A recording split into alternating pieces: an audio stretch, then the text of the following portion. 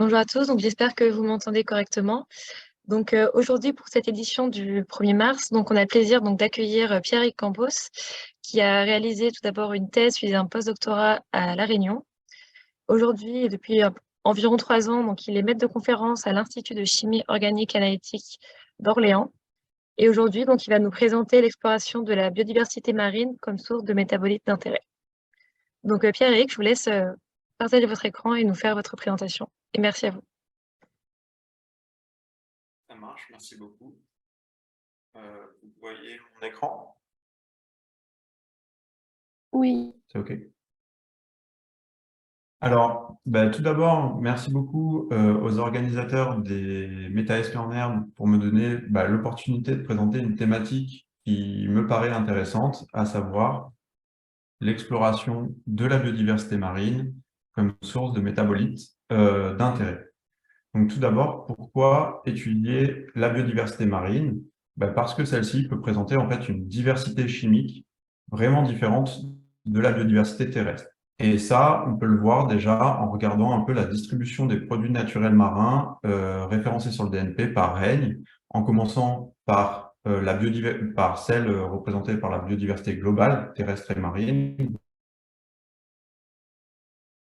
Vous avez environ 2/3 des produits naturels qui ont été isolés à partir de plantes, le tiers restant qui sont entre le règne animal, les champignons et les bactéries. Et si on regarde en fait que les métabolites produits par issus du milieu marin, et en fait 2/3 des métabolites sont issus du règne animal, surtout des éponges et des cnidaires. Le tiers restant se répartissant entre les plantes, les champignons et les bactéries. Donc ce ne sont pas du tout les mêmes organismes qui participent à la production des produits naturels.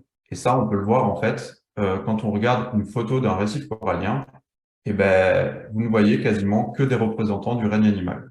C'est-à-dire que vous avez sûrement quelques microalgues présentes, mais tout ce que vous voyez sur cette image, ce sont des animaux.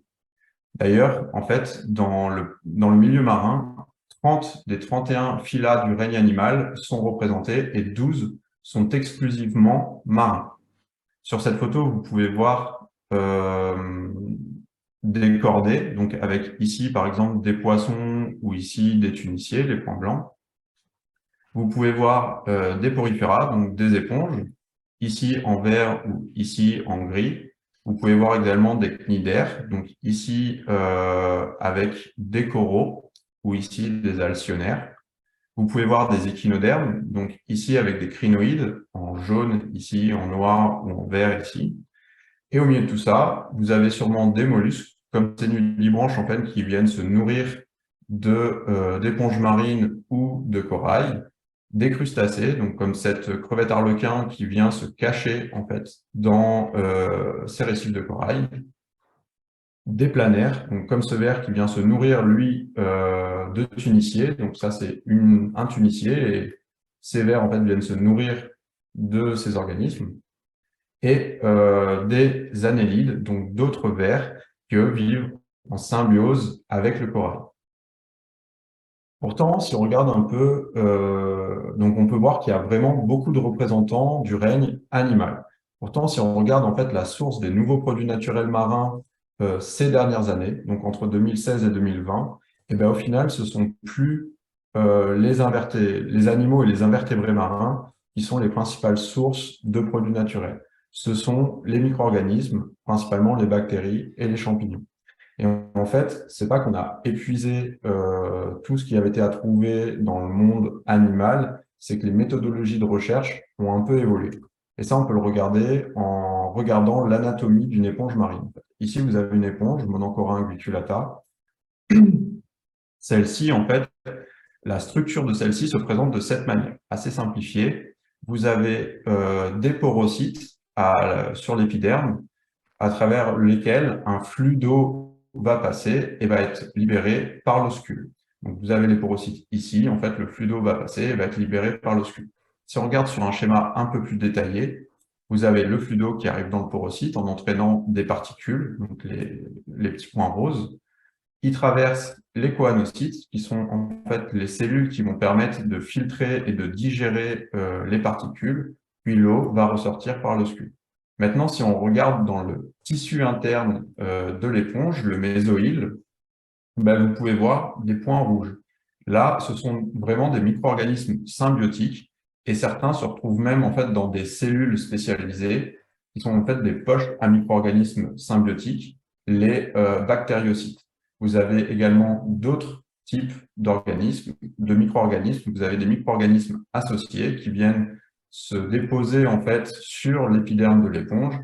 Et en fait, les cellules de l'épiderme vont migrer petit à petit à l'intérieur du mésoïle. Et donc, vous allez avoir des micro-organismes qui vont se retrouver piégés dans le mésoïle et qui vont vivre dans le mésoïle de l'éponge. Du coup, en fait, il est très difficile de travailler séparément une éponge des micro-organismes. Donc, pendant des années, en fait, ce qui a été attribué à l'éponge, c'est les molécules isolées de l'éponge, mais également de tous ces micro-organismes associés. Pour autant, on peut trouver des marqueurs chimiotaxonomiques des invertébrés marins, et plus particulièrement des éponges. Si on regarde, par exemple, l'ordre des Vérongidés, qui est un ordre d'éponges très travaillé, et ben, chez chacune de ces éponges, on va trouver des alcaloïdes dérivés de la bromotyrosine, comme les purélidines. Donc, je vous disais, c'est un ordre très travaillé, et au final, plus de 800 alcaloïdes dérivés de la bromotyrosine ont pu être isolés et caractérisés à partir d'éponges appartenant à l'ordre des Vérongidés. Certaines molécules se retrouvant de manière non spécifique en fait, dans toutes les éponges appartenant à cet ordre, comme les purélidines, alors qu'elles soient sous forme non cyclisée ou sous forme spiro. Les deux sont présentes en fait les deux sont présentes. Et ce, en fait, peu importe le genre de l'éponge et sa localisation. En revanche, certaines molécules vont, elles, être plus spécifiques au genre et vont être des marqueurs chimiotaxonomiques du genre. C'est-à-dire que vous avez aussi des dérivés de la bromotyrosine, mais par exemple, pour le genre Iantella, vous allez trouver des bastadines qui sont en fait des dérivés, mais condensés, et ça, vous ne les retrouverez que dans le genre Iantella. De la même manière, dans le genre Aplysinella, vous allez trouver des dérivés de la bromotyrosine, mais présentant en fait des atomes de soufre. Et celles-là, vous les retrouverez que dans le genre Aplysinella. Donc, vous pouvez avoir différents marqueurs à différents niveaux phylogéniques, que ce soit au niveau de la classe. Donc, par exemple, pour les éponges calcaires, appartenant à la classe des Calcarea, vous allez trouver des alcaloïdes imidazoliques substitués par un motif identoïde. Donc, cette structure, vous ne la retrouverez que dans les éponges appartenant à la classe des éponges calcaires. Vous pouvez également trouver d'autres marqueurs au niveau des familles, par exemple les Crambidés, où là, vous allez retrouver des alcaloïdes guanidiniques pentacycliques. Vous avez une grande chaîne carbonée, en fait, qui a été cyclisée autour d'un noyau guanidine. Et ça, c'est vraiment des molécules caractéristiques des familles Crambidés. Donc ça, c'est des molécules qui sont vraiment spécifiques des invertébrés marins, des éponges. Si on regarde maintenant à l'échelle des micro-organismes, d'autres études ont été menées afin de voir en fait l'influence que peut avoir les micro-organismes symbiotiques et les micro-organismes associés. Donc, dans cette étude, en fait, une équipe de recherche a cherché à mettre en avant en fait quelles sont la part des métabolites produits par les éponges et leurs micro-organismes symbiotiques, donc ils ne peuvent pas être cultivés en dehors de l'éponge, et quelle est la part qui est due aux micro-organismes associés. Donc pour cela, ils ont isolé et cultivé à part tous les micro-organismes, la majorité des micro-organismes associés à ces éponges, et ils ont essayé de voir quels étaient les métabolites produits par les éponges, par les micro-organismes associés, et lesquels étaient en commun. Donc, cela a été représenté sous forme d'un réseau moléculaire. Donc, je ne vais pas représenter l'intégralité de comment marchent les réseaux moléculaires. Je vous invite à re-regarder, pour ceux qui ne l'ont pas suivi, la présentation du mois dernier de David Touboul, qui l'a très bien expliqué. Mais en gros, sur ce réseau, vous pouvez voir en bleu les métabolites produits par les éponges et leurs micro-organismes symbiotiques. Vous pouvez voir en jaune les métabolites qui sont partagés entre les éponges et les micro-organismes associés, et en vert, les métabolites produits juste par les micro-organismes associés. Au final, sur ce réseau, on peut se rendre compte qu'une majeure partie des métabolites est produite par les micro-organismes associés. Du coup, on pourrait se dire, plus une éponge va être riche en métabolites, en micro-organismes associés, plus elle va posséder une grande diversité chimique. La même équipe de recherche a fait une autre étude avec d'autres genres d'éponges, et en fait, elles se sont rendues compte que c'était pas toujours vrai. C'est-à-dire qu'ici, si on regarde la diversité en micro-organismes, on pourrait s'attendre à ce que l'éponge Agelas, qui présente la plus grande diversité, soit l'éponge qui possède la plus grande diversité en métabolites. Eh bien, c'est pas vraiment le cas, parce que si on regarde les indices de Shannon, donc l'éponge Agelas, qui possède le plus grand indice de Shannon, eh bien, l'éponge qui possède la plus grande diversité en micro-organismes. En revanche, si on regarde les autres axes, donc la diversité en composés non polaires et la diversité en composés polaires, et bien là, ce sont les éponges Accinella et Stylissa qui présentent la plus grande diversité.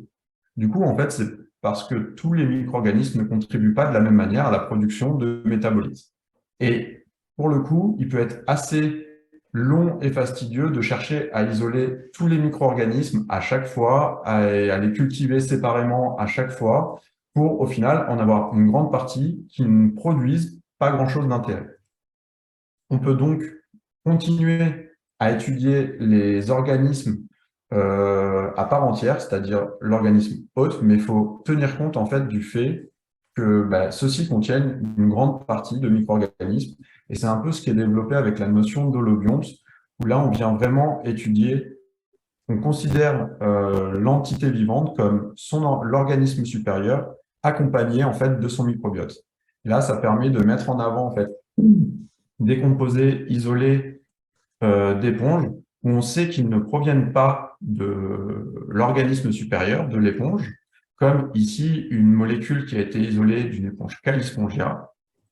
En fait, en regardant un peu les analogues, l'équipe de recherche s'est rendue compte qu'ils étaient tous produits par des cyanobactéries, et donc ils n'ont pas réussi à identifier quelle cyanobactérie produisait cette molécule, mais ils ont en fait mis en évidence que c'est produit par l'holobionte Calispongia, donc l'organisme qui contient également les micro-organismes. Alors, on peut regarder, OK, il y a beaucoup de molécules de produites, mais est-ce qu'elles sont intéressantes? Et bien, pour ça, on peut regarder en fait les différents produits naturels marins ou dérivés de produits naturels marins qui ont été mis sur le marché en tant que médicaments. Donc, on peut voir qu'un certain nombre ont été mis sur le marché et ils sont bien tous issus en fait du règne animal, que ce soit d'éponges, de mollusques, de poissons ou de tuniciers. Et les dernières études font même en fait cette distinction et font même l'association du fait que ce soit des mollusques avec également des cyanobactéries. Ils sont quasiment tous utilisés pour des traitements anticancéreux, en fait. Et si on regarde un peu les années de mise sur le marché, on peut voir que très peu de molécules ont été mises sur le marché avant les années 2000, et qu'en revanche, depuis les années 2010, il y a un réel regain d'intérêt pour les composés marins, et ça en raison du développement d'un type de molécule utilisé dans les traitements thérapeutique, c'est les ADC. Et c'est encore plus visible, en fait, si on regarde un peu les produits naturels marins ou dérivés de produits naturels marins qui sont en phase d'essai clinique. Si on regarde les plus récents, donc en fait les phases 1, eh ben on peut voir que tous maintenant sont développés sous forme d'ADC. Pour rappeler un peu ce qu'est un ADC, eh ben c'est un principe actif qui est conjugué en fait avec un anticorps et qui va permettre en fait d'associer l'activité du principe actif. Alors en général, c'est une toxine, c'est de la cytotoxicité, mais de manière sélective en l'associant du coup à un anticorps qui va se fixer spécifiquement à un antigène et donc être sélectif de certaines cellules. Ici, vous avez un exemple donc, pour le MORAB202, qui est un ADC en phase 1 et qui est en fait développé à partir du principe actif de l'éribuline, qui est une molécule déjà utilisée et déjà mise sur le marché en tant qu'anticancéreux. Mais en fait, redévelopper cette molécule sous forme d'ADC permet d'améliorer la sélectivité de la molécule et donc de diminuer les effets secondaires dus au traitement. Donc cette molécule, l'éribuline, est dérivée de l'alichondrine B, qui est un macrocycle qui a été isolé d'une éponge Aliclona. D'autres ADC sont également en développement et à partir de molécules qui n'ont jamais été mises sur le marché en tant que médicaments. Vous avez par exemple celui-là qui est développé à partir de l'hémiasterline, donc un tripeptide isolé de l'éponge Hemiasterella minor. Alors, ce composé a montré une cytotoxicité très élevée sur différentes lignées cellulaires tumorales, notamment les cellules MCF7, avec une CI50 de l'ordre du nanomolaire, mais cette molécule s'est montrée très peu sélective. Et du coup, son utilisation en thérapeutique était impossible jusqu'à présent. Le fait du coup de la développer sous forme d'ADC va permettre d'associer cette cytotoxicité avec la sélectivité de l'anticorps et donc de développer une thérapie ciblée. Et en fait, c'était un gros problème pendant de nombreuses années. C'est pas le manque d'activité des molécules marines qui a posé problème, mais vraiment leur manque de sélectivité. Là, vous avez vraiment d'autres exemples de molécules qui ont été très étudiées, des molécules marines qui ont été très étudiées, dont la synthèse totale a été effectuée et qui pour autant n'ont pas été développées plus que ça en thérapeutique parce que très cytotoxiques et pas sélectives. Du coup, ces molécules voient un regain d'intérêt, il y a un regain d'intérêt pour ces molécules de nos jours avec le développement de ce type de molécules. Le dernier point qui me paraît important à montrer pour expliquer pourquoi continuer à étudier cette biodiversité, c'est en fait les origines géographiques des nouveaux composés naturels marins qui ont été décrits entre 1965 et 2014. Alors, si on regarde ces zones, on peut voir que les zones qui ont le plus contribué, ce sont la Chine, le Japon, le Pacifique, l'Australie, la Méditerranée et les Caraïbes. Pourquoi? Parce qu'en fait, le Pacifique et les Caraïbes ont été très travaillés par les équipes américaines, la Méditerranée par les équipes européennes, la mer de Chine par les équipes chinoises, le Japon, les eaux autour du Japon et le Pacifique par les équipes japonaises, et les eaux autour de la grande barrière de corail australienne par les équipes australiennes. En fait, beaucoup d'équipes de recherche ont beaucoup travaillé les éponges qui étaient faciles d'accès. Du coup, c'est pas forcément les zones les plus riches qui ont été les plus travaillées. Si on regarde un peu la répartition de la biodiversité corallienne mondiale, eh ben, au final, ça ne correspond pas du tout aux zones les plus étudiées. Vous avez la zone la plus riche, et de loin la plus riche, en fait, c'est le triangle de corail qui correspond à l'Indonésie et à la Papouasie. Et c'est pas la zone, c'est le sud-est asiatique, c'est pas la zone qui a apporté le plus de composés. Si on regarde par exemple le sud-ouest de l'océan Indien, Madagascar et les Mascareignes, eh ben, vous pouvez voir qu'elles possèdent une forte biodiversité. Pour autant, l'océan Indien a apporté que 300 nouveaux composés naturels. C'est pas énorme et donc il y a encore beaucoup à faire dans ces zones peu étudiées. Alors, je n'ai pas d'exemple sur la biodiversité du triangle de corail. En revanche, je voulais vous montrer à quoi ressemblait la biodiversité dans la zone la plus biodiverse au monde. Et donc, pour ça, je vous ai mis des exemples dans l'archipel des Raja Ampat, qui est un des plus beaux spots de plongée, considéré comme un des plus beaux spots de plongée au monde.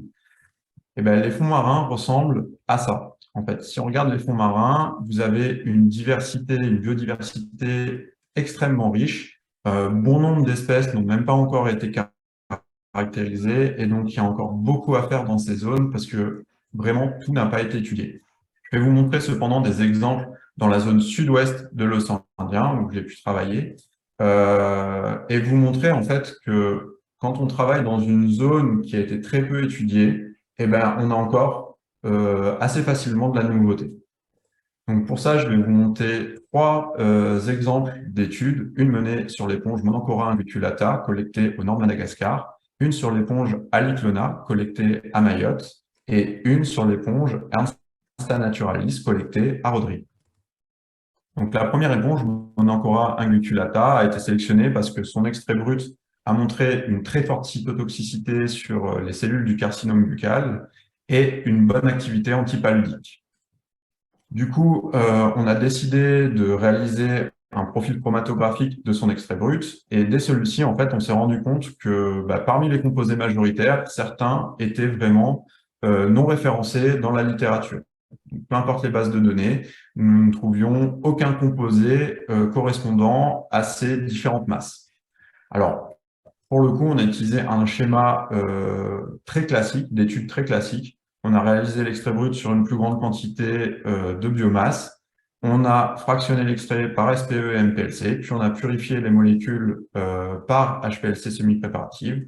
Et enfin, on a réalisé l'élucidation structurale des molécules isolées par HRMS et RMN.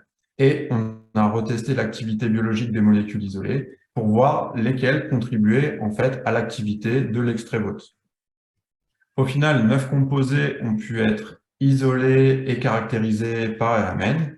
Alors, juste pour vous montrer à quoi ressemblent des spectres RMN de molécules en C47H84, ça a fait des spectres complexes, en fait. Donc, ça prend un certain temps à interpréter, mais on a quand même pu déterminer la structure. Là, c'est la structure de la molécule majoritaire, qui était bien une molécule nouvelle. Le même travail a été fait en fait sur les 9 composés isolés, et parmi ceux-ci, 5 étaient des composés nouveaux. On a retesté les activités biologiques du coup des différentes molécules isolées. En fait, parmi les molécules isolées, les molécules nouvelles ont apporté des activités intéressantes, notamment la ptylomicaline E, qui était vraiment la molécule la plus cytotoxique sur cellules du carcinome buccal, et la ptylomicaline F pour son activité antipaludique. Où là, c'est vraiment un exemple d'une étude où les nouveaux composés apportent vraiment également des données sur la bioactivité.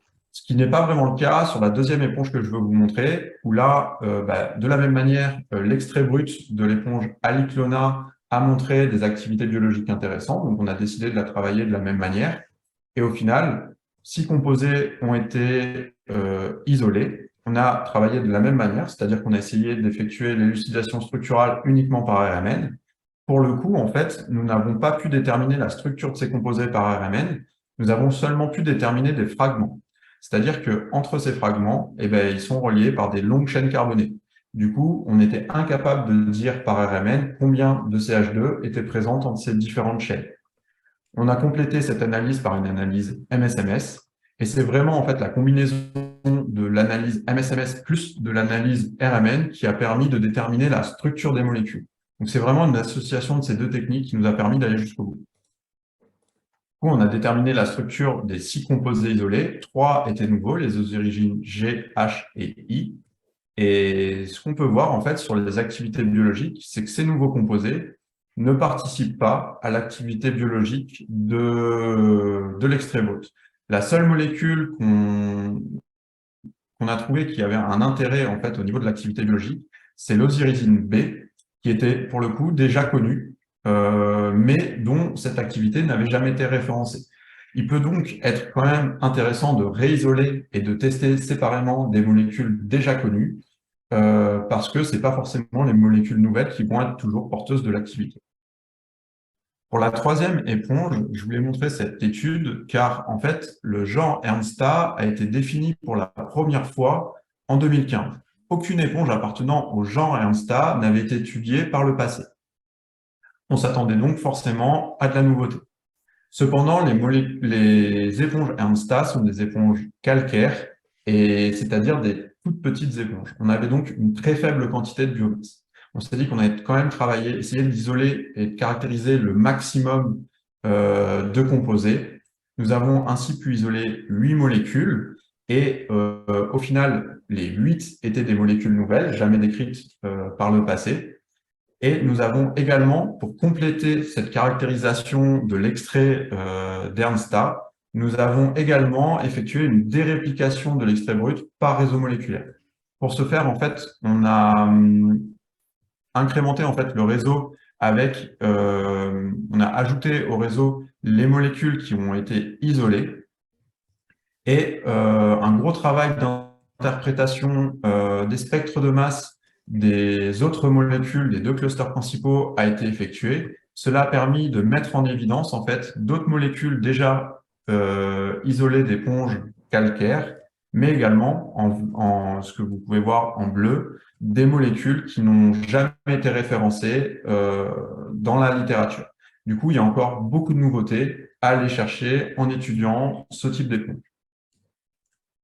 Pour conclure, en fait, si on va sur des zones peu étudiées, on va forcément avoir de la nouveauté encore, et ça peut toujours être intéressant d'apporter de la diversité chimique et d'incrémenter en fait les bases de données, notamment si on se concentre sur la zone du triangle de corail ou des mascareignes, par exemple.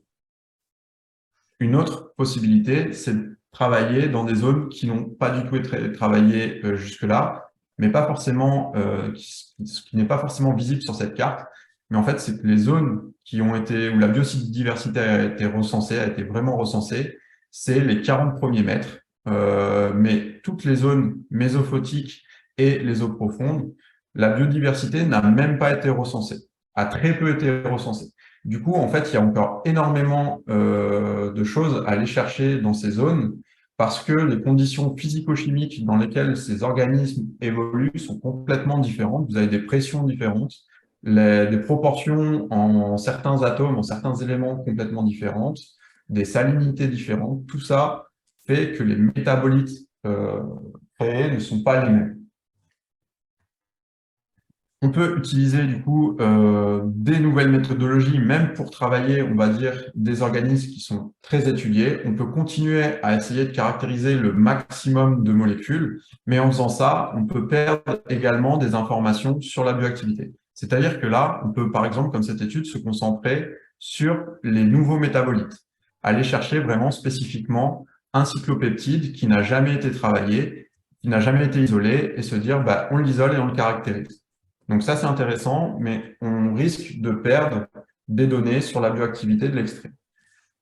Pour essayer de perdre le moins de choses, on peut aussi essayer de combiner cette approche par réseau moléculaire qui va nous permettre vraiment d'aller chercher des composés spécifiques, mais de la combiner quand même avec une approche plus classique de bioguidage, en fait.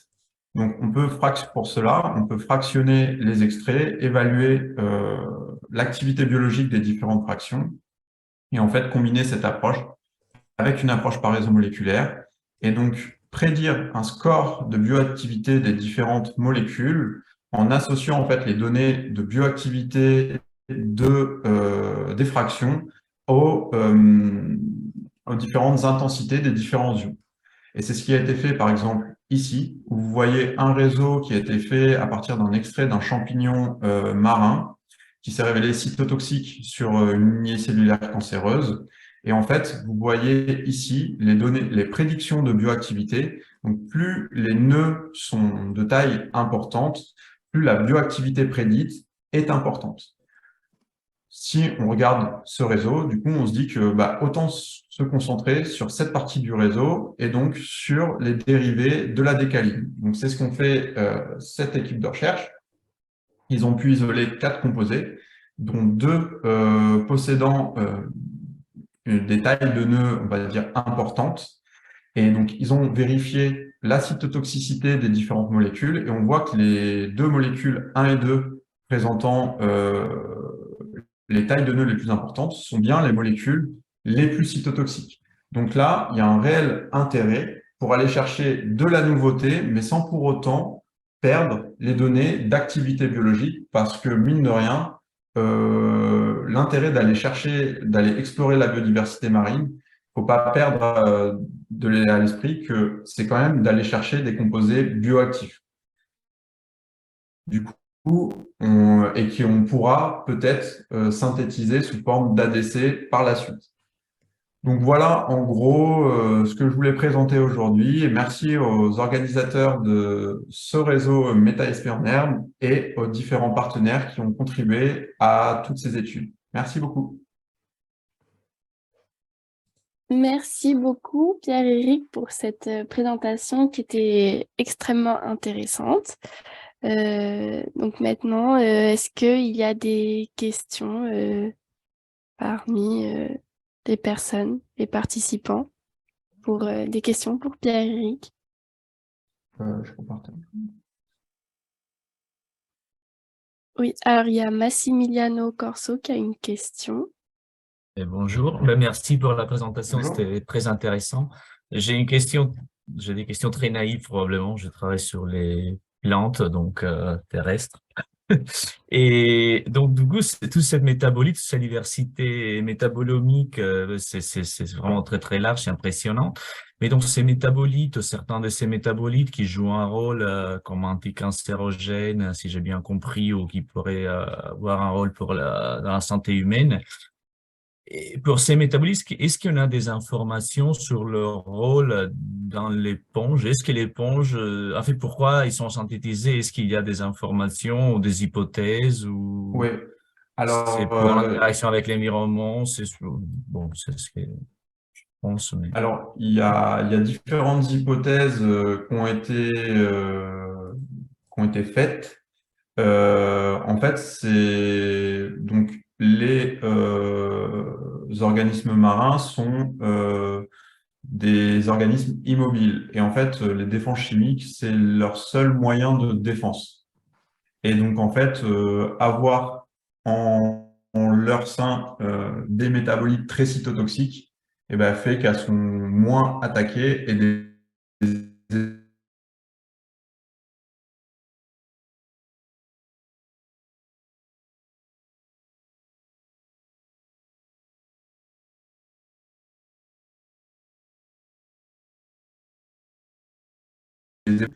en fait, elles sont partout si elles sont toxiques. Donc, ok. après, les voies de biosynthèse, c'est beaucoup moins étudié par contre. Mhm. C'est-à-dire qu'autant sur les micro-organismes, ça se fait, sur vraiment les macro-organismes, les éponges, là, c'est vraiment beaucoup moins étudié. Par contre.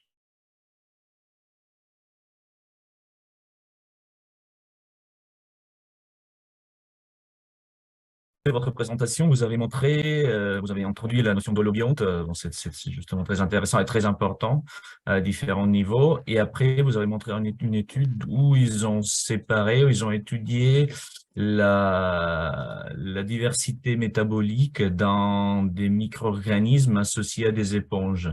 Et si j'ai bien compris, ils sont arrivés à séparer les métabolites produits par les micro-organismes parce qu'ils ont fait des communautés Ouais. synthétiques. Je n'ai pas trop compris cette En fait, partie-là. ils ont cultivé à part les micro-organismes. Et donc, en fait, c'est que les micro-organismes qu'ils considèrent comme associés et pas comme symbiotiques, parce qu'ils considèrent que les micro-organismes symbiotiques, ils ne peuvent pas les cultiver en dehors de l'éponge, que ceci, en fait, et que du coup, en fait, eh ben, déjà, dans l'éponge, donc ce qu'ils étudient dans l'éponge, c'est l'éponge plus les micro-organismes symbiotiques. Et ce qu'ils ont réussi à cultiver à part, c'est juste les associés, en fait. C'est ceux qui peuvent vivre sans l'éponge. Et donc ça, ils les ont cultivés à part et isolés à part, ouais, et étudiés à part. Et c'est vraiment cette différence qu'ils ont essayé de mettre en avant. Donc on va dire macro-organismes plus micro-organismes symbiotiques versus en fait micro-organismes associés. Mhm. Ok, d'accord. Merci. De rien. Alors, est-ce qu'il y a d'autres questions parmi les participants? Oui, Gantzer Rodolphe. Oui, merci pour votre présentation qui était très intéressante. J'avais une question concernant du coup l'extraction et la purification des molécules provenant des éponges. Parce qu'une éponge est quand même bien beaucoup composée d'eau, donc la masse sèche est assez faible. Donc une fois que vous avez isolé les composés, pour produire un médicament, du coup vous récoltez les éponges et vous les séchez, vous extrayez les molécules, ou c'est plus par synthèse ou hémisynthèse? Alors, effectivement, quoi. Si on regarde la masse des éponges, effectivement, c'est principalement composé d'eau. Et si on regarde la masse sèche versus la masse vraiment de l'éponge telle qu'elle, il y a une grosse différence. En revanche, il y a quand même des éponges qui sont assez impressionnantes niveau taille. Donc, on peut quand même avoir de la quantité euh, de biomasse, vraiment. Donc, on peut travailler à l'échelle laboratoire et pour de la recherche vraiment sur l'éponge. En revanche, effectivement, si on veut produire à l'échelle après industrielle des médicaments et qu'on veut vraiment développer en tant que médicament, et ben là, il y a de fortes chances qu'on aille vers de la synthèse totale. Mais c'est aussi pour ça que les différentes équipes de recherche s'intéressent maintenant à quel micro-organisme produit vraiment quel métabolite, parce que les micro-organismes associés, si c'est produit par des micro-organismes associés, ils espèrent toujours pouvoir produire ces micro-organismes séparément, et donc ça, produire la molécule sans forcément passer par des étapes de synthèse. Mais effectivement, la plupart des molécules marines qui sont mises sur le marché, c'est produit via synthèse totale, en fait. Voilà. D'accord, merci. Et j'avais une autre question, du coup, est-ce qu'il ne serait pas possible, du coup, de prendre certaines structures et, du coup, à partir de ces structures pour faire de l'hémisynthèse par la suite? Si, effectivement, donc, ça a beaucoup été fait et justement, il y a beaucoup d'essais qui ont été faits un peu sur les molécules que je montrais qui étaient très cytotoxiques et pas du tout sélectives, et du coup d'essayer d'améliorer la sélectivité des molécules en faisant des études de pharmacomodulation, en fait. Et ça a été fait, il y a eu des résultats, et mine de rien, c'est ce qui est fait pour les ribulines. Les ribulines, c'est un dérivé de la lycondrine, mais en fait, il y a toute une partie de la molécule qui n'apporte rien à l'activité, donc ils l'ont complètement sucré, en fait. Et du coup, en fait, ils sont concentrés sur la partie active de la molécule et ils ont cherché à synthétiser uniquement ce motif-là. Le reste de la molécule, qui est complexe et qui apporte pas rien à l'activité, ils sont pas partis pour la synthétiser, en fait. D'accord, très bien. Merci beaucoup. De rien. Est-ce qu'il y a encore d'autres questions? Alors, il y a une question dans le chat. Ah, c'est qui? Par curiosité, sait-on si la plupart de ces molécules sont produites par un seul organisme ou si c'est une synthèse à deux ou plusieurs organismes? Alors, je n'ai pas la réponse à cette question. C'est produit par plusieurs organismes. Savoir les mécanismes exacts, c'est assez complexe. Et au final, il y a différentes études qui ont montré qu'en cultivant seul chacun des organismes, ils n'arrivaient pas à produire, en fait, les micro-organismes ne reproduisaient pas les mêmes molécules. Donc, est-ce que c'est une synthèse à deux ou plusieurs organismes? Je ne sais pas, ou s'il y a besoin d'une co-culture et d'une compétition et d'un certain stress, en fait, pour qu'il y ait production des métabolites. Je sais pas, mais en tout cas, effectivement, en ayant juste le métabolite, juste le micro-organisme seul, on n'a souvent pas forcément les mêmes métabolites de produits. Je sais pas si ça répond à la question, j'espère.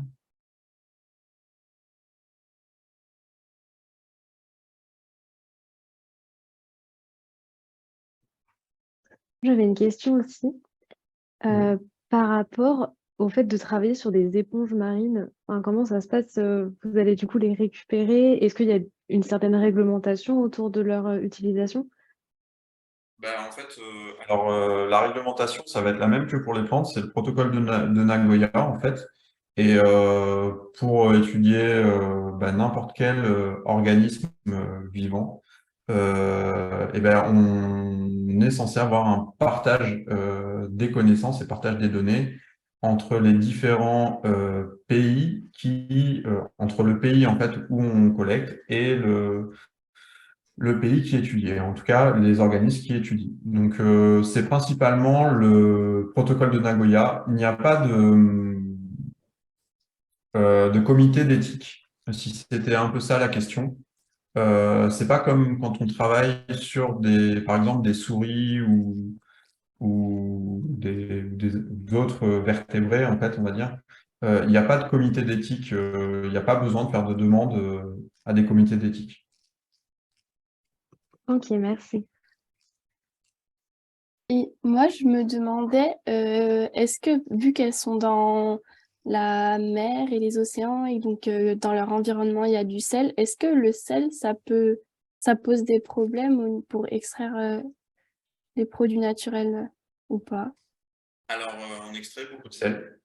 Si on fait, alors on va utiliser En général, plutôt des solvants où on solubilisera pas le sel parce que justement, en fait, effectivement, dans l'organisme, donc pour les étudier, pour les extraire, on va les lyophiliser avant de les extraire, mais on va garder du coup une grande quantité de sel. Donc, si on utilise par exemple de l'eau, juste de l'eau ou un mélange hydroalcoolique, et ben là, on aura une quantité de sel monstrueuse dans nos extraits et effectivement, ça va un peu compliquer. Après, on sait très bien les enlever avec des étapes de SPE.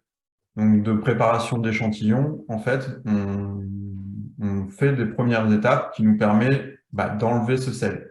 Parce qu'effectivement, ça peut représenter une grande partie de l'extrait. Ok.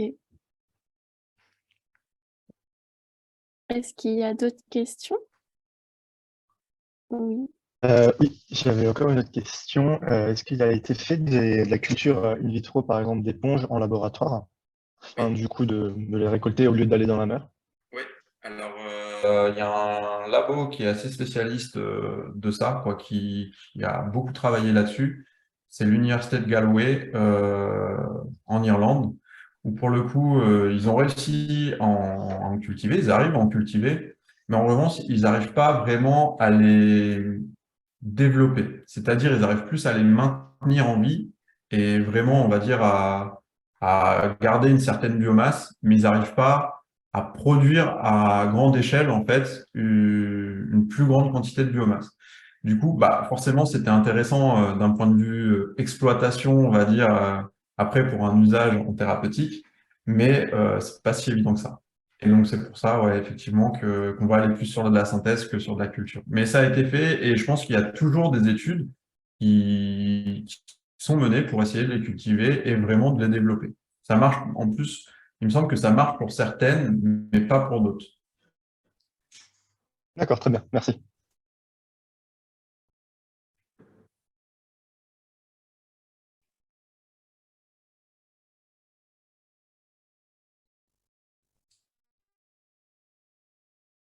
Est-ce qu'il y a d'autres questions dans l'assemblée?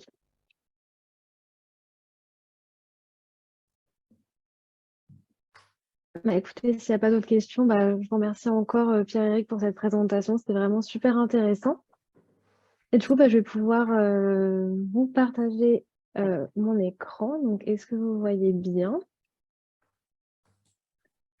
Oui. Donc, Oui. le mois prochain, on accueillera Élise Odino, qui est directrice générale de Oléo Innov, et donc qui est une entreprise qui utilise les coproduits agricoles comme source durable pour la production de molécules. Donc, on se retrouve le 5 avril. Et aussi, on voulait faire un petit rappel sur sur le colloque MetaSP qui aura lieu le 4 et 5 mai à Reims. Donc, merci à tous pour votre participation. Et rendez-vous le 5 avril. Merci, bonne journée.